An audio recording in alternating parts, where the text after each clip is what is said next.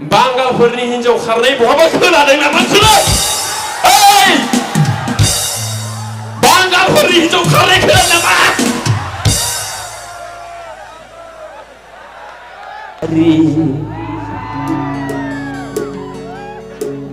लाउकी बाजारे नों आंनि मुसुर दालि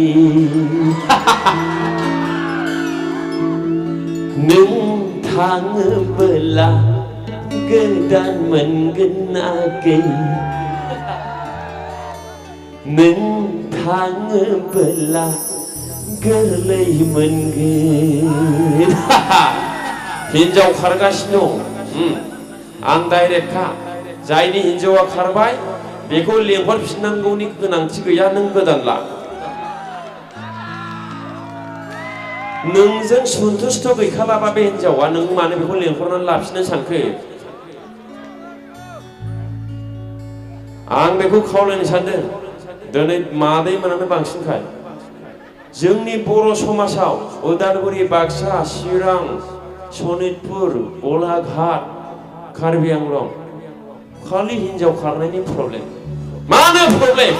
what may be the reason behind it सोरनिबा फिसा हिन्जावा मानो खारदों हिन्जावफ्रा माला खारो जेब्ला फिसाया 10 बोसोर जायो 8 बोसोर जायो बे समाव खारो बिराद बुजिना जेब्ला फिसाया आहार जाफुयोना बे समाव खारा लोखि साराफ्रा बहाबा खोनादों नोंसोरो आहार जाफुनाय गथ'खौ गारना खारनाय खोनायाखैबा खोब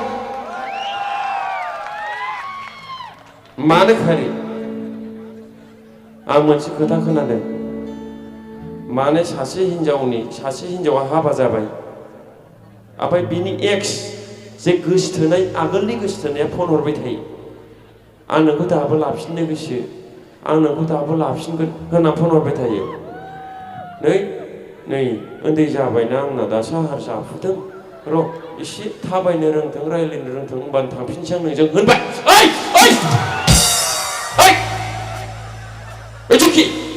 कि बुस्थु ओंखायनो रागा जोङो आङो itu कि बुस्थु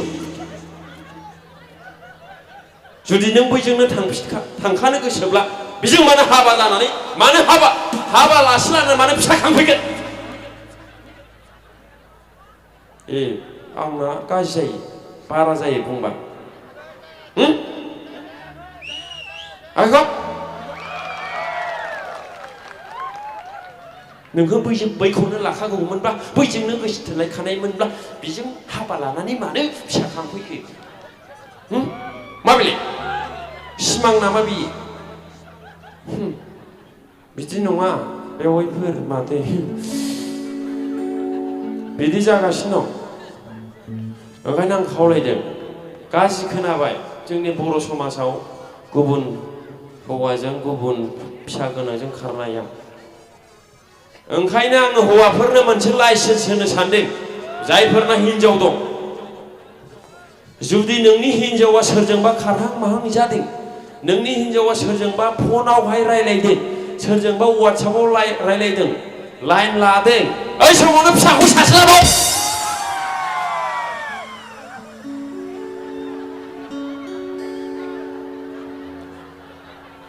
ओइ समावनो फिसाखौ सासेलाबाव आंनि अर्डार आंनि लाइसेन्स बियो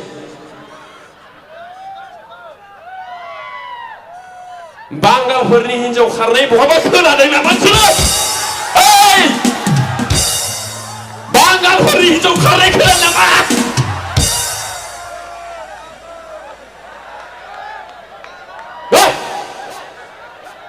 बांगालफ्रा 7 लायो हिन्जावखौ आरो 7 जनबो लानाय 10 जनबो लानाय रेकर्ड दं बांगालफोरनि हिन्जावा मानो खारा सासे हिन्जावखौ गैयाब्लाबो 7 फिसा लायो बिसोरो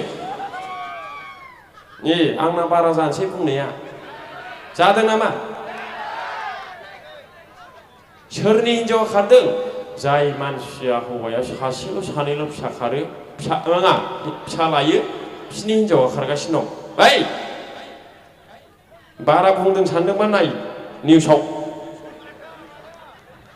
नाय माने हौवाफ्रा सेंग्राफ्रा हिनजाव गोनांफ्रा बा हिनजाव गैयैफ्रा बा सेंग्राफ्रा बे फिसा जेव जेव गोनांखौ गोसोथोआ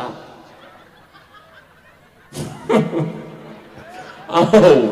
बेवहाय फोरमादे नंगौ नाङा ओइ बहाबा खोनादों नामा नोंसोरो उमुक जिल्लानि उमुक गामिनि फिसा साबा गोनांखौ उमुक सेंग्रा लानानै खारबाय होननाय खोनादों नामा माखौ खोनादों सासेल' फिसा गोनां सासेल' सानैल' 10 बोसोर 12 बोसोरल' जानाय फिसाखौनो गारनानै खारबाय बेंगालराव थांबाय माबायाव थांबाय होननाय खोनाबाय थागोनसो खोनागौ नंगौ नामा आखाइ खर आंना र' टाइमा एसे बारा जाबाय दे बारा जाबाय र' 11ता 28 जाबाय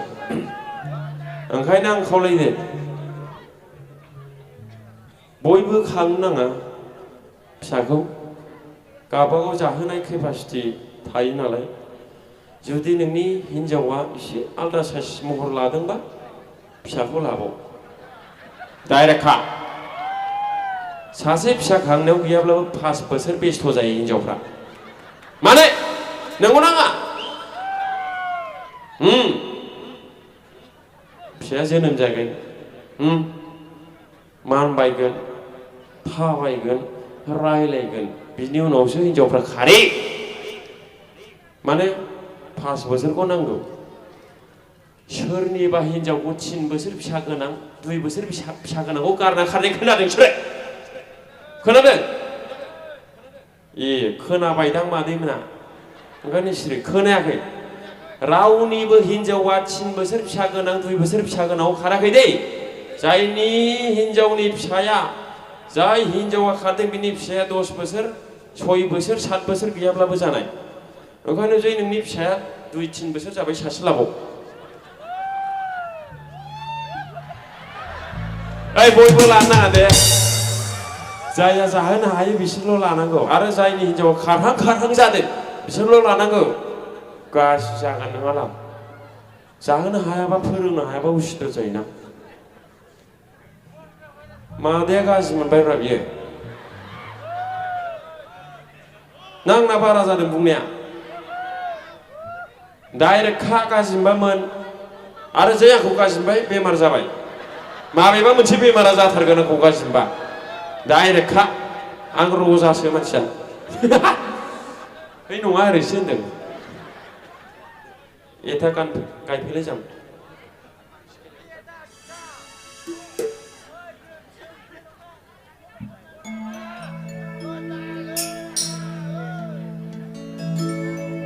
आं दोंसे मेथाइ रोजाबनानै बिदाय लानोसै रायजो राजा नोंथांमोन